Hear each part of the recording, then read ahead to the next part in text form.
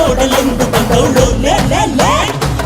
ಬಂದಳು ನೋಡು ಬಲಿ ಹಾಕುತ್ತಾಳೆ ಕಲ್ಪನಾ ಎಲ್ಲಮ್ಮ ದೇವಿಯ ಮುಂದೆ ಎಡೆ ಹಾಕುತ್ತಾಳೆ ಕಲ್ಪನಾ